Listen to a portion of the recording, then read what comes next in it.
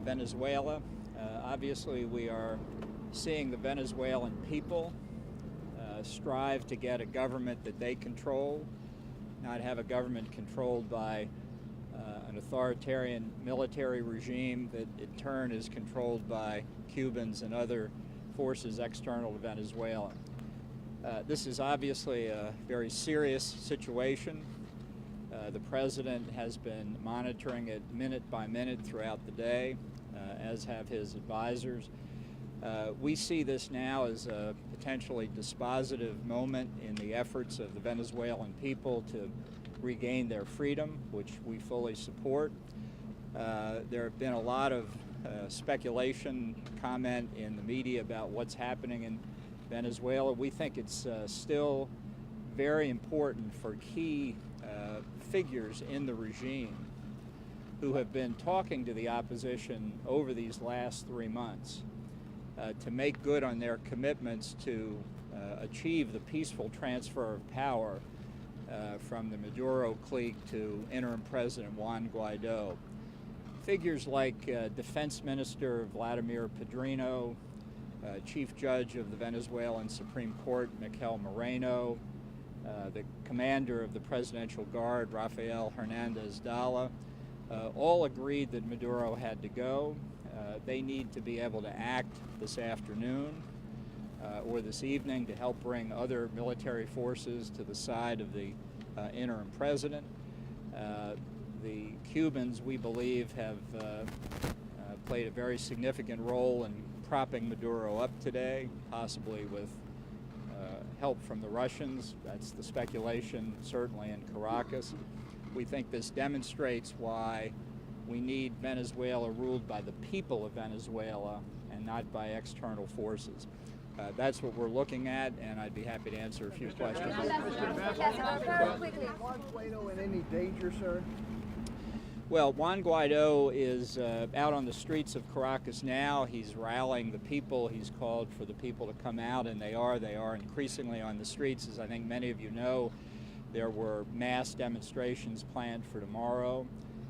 The circumstances of what's happened today in Caracas have called people out all over the country. So Guaido is behaving in the same courageous way he and other figures in the opposition have these last 3 months. We know that over 40 people have been killed by the Maduro regime in the course of these protests. This is an act of bravery by Guaido and others, really for the freedom of the Venezuelan people. Ambassador, given what you've seen on the ground so far today and the degree of loyalty that Maduro still seems to enjoy from elements of the Venezuelan military, what do you think the chances that this uprising will work on? Well, I don't think it's support in the military for the Maduro regime. I think it's fear. I think it's fear of the 20 to 25,000 Cuban security forces in the country. I think it's fear of the consequences if adhering to the constitutional mandate of the interim president fails. But I think really now what we're seeing is the people of Venezuela, this has been building for a long time, that if this effort fails, they will sink into a dictatorship from which there are very few possible alternatives. It's a very delicate moment. I want to stress again, the president wants to see a peaceful transfer of power from Maduro to Guaido. That possibility still exists if enough figures depart from the regime and support the opposition, and that's what we'd like to see. We want to see Defense Minister Pedrino, the Chief Judge of the Supreme Court, Mikel Moreno, in particular, Rafael Hernandez Dala of the Presidential Guard. Yes, sir. Ambassador, what happens if Guaido is not able to take power today? What's the next step? Well, I think it's possible this situation could persist. I think the people have shown they're prepared to protect Guaido. We don't see any indication that there's any substantial part of the military that's ready to fire on innocent civilians, their fellow countrymen. We know that the Cuban organized colectivos, these thugs, these motorcycle gangs that the Cubans have put together, are out protecting certain buildings controlled by Maduro, not the military, but the colectivos. This really demonstrates the depths to which the Maduro regime is sunk, that they're using these Cuban directed thugs to conduct their affairs. And it's one reason why I think there's such overwhelming public support for Guaido. It needs to be translated into a transition of power. Sorry. Is the U.S. prepared to use any option, including a military option, to support Juan Guaido? Let me say two things to be very clear. Number one, we want as our principal objective the peaceful transfer of power. But I will say again, as the President has said from the outset, and that Nicolas Maduro and those supporting him, particularly those who are not Venezuelan, should know is all options are on the table. Ambassador, any support other than tweets of support, and is this a coup? Sorry, say that again. Is the administration providing any other type of support other than tweets of support, and is this a coup?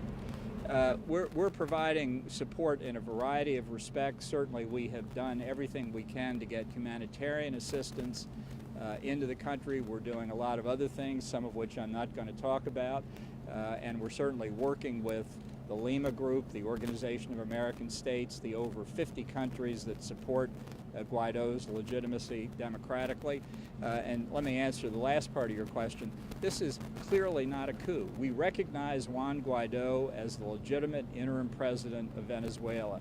And just as it's not a coup when the President of the United States gives an order to the Department of Defense, it's not a coup for Juan Guaido to try and take command of the Venezuelan military. Sir. Ambassador, you said all options are on the table still for military action, and I wanted to ask you about a different military action that you did advocate, the Iraq War. Was that a mistake, invading Iraq? As I've said before, I've got a lot of opinions I've expressed over many years in the public space. Those were my opinions. What I'm speaking about now is the policy of the U.S. government, and I've answered the question on force before. Sir. Do you feel that this moment that we're in right now is sort of a building block, or do you think it is the moment, the tipping point as to where something needs to happen? Well, I think from the perspective of the humanitarian crisis that we face in Venezuela, I hope this is enough to tip Maduro out of power, because it's only when he and his fellow kleptocrats who have plundered the Venezuelan economy for the last 20 years are removed from power that we can put the Venezuelan economy back on its feet for the benefit of the people. The sooner Maduro is gone, the sooner is the possibility of justice and real economic growth for the Venezuelan people. Sir. Can you address, were you surprised at all by today's action? Were you given a heads up? And can you address reports from Venezuela that some of the military officials that were supposed to support Guaido actually backed away when it was moved a day earlier? I'll just say we feel very well informed about what's going on, and the point I was making a moment ago by naming specifically the Defense Minister, Vladimir Bedrino, the Chief Justice of the Supreme Court, Mikel Marino, and the Commander of the Presidential Guard, Hernandez Dala, as is well known to the opposition all across Venezuela, they committed to support ousting Maduro, and it's time for them now, if the Cubans will let them do it, to fulfill their commitments, and it's time for the rest of the military to show what their own families believe ought to happen, and that's Maduro needs to go. Yes, ma'am. Thank you so much. My question is, if actually Maduro forces fire against the people in Venezuela, Guaido's forces, will the United States send troops or act in use any kind of military action at this decisive moment? Yeah, well, as I've said, all options remain on the table. I'm simply not going to be more specific to that, but recall that right at the beginning, 3 months ago, we said that it would be a big mistake for Maduro and those supporting him to use force against innocent civilians. We feel very strongly about it. We felt that way then. We feel that way now. Yes, ma'am.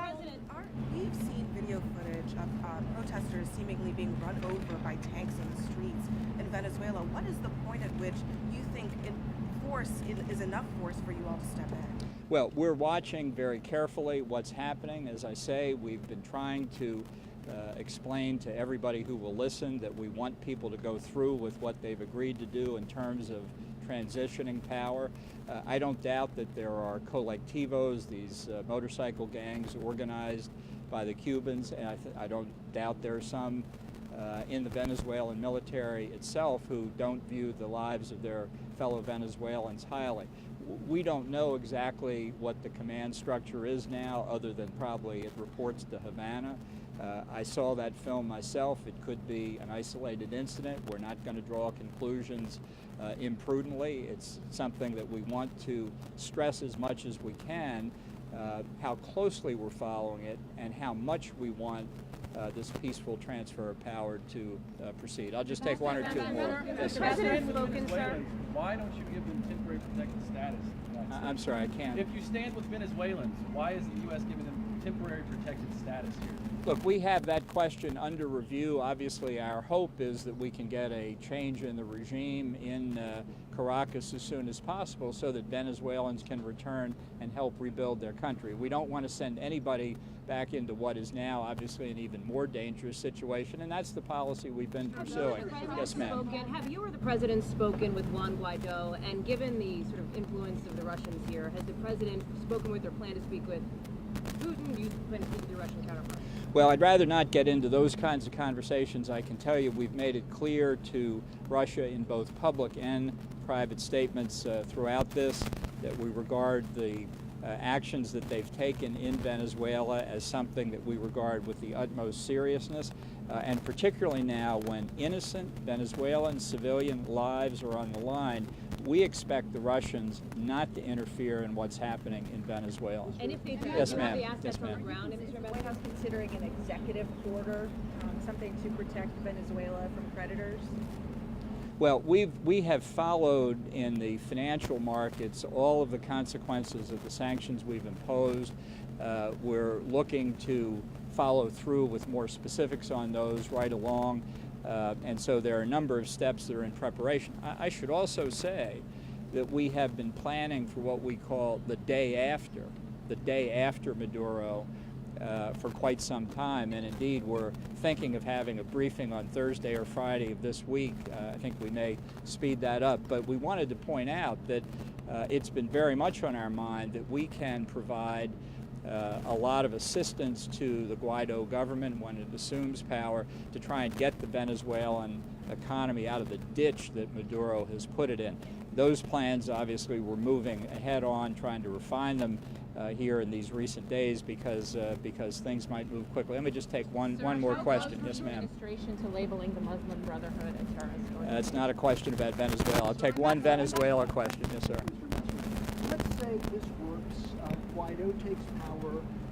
Everything is as your administration would like. Will the administration be turning its attention to other equally oppressive regimes, say Russia, Turkey, the Philippines, that are equally repressive and destructive to human rights, sir? Well, I just say in this hemisphere we've called out the troika of tyranny, Venezuela, Nicaragua, and Cuba. There's no doubt that Cuba in particular has benefited from the authoritarian government in Venezuela by getting below world market oil prices. That's going to cease once Guaido takes power. But our focus right now, as you can well understand, for the benefit of the people of Venezuela and because of the interest of the United States, is on this peaceful transition of power in Venezuela. Thank you very much. Mr. Ambassador. Thank you.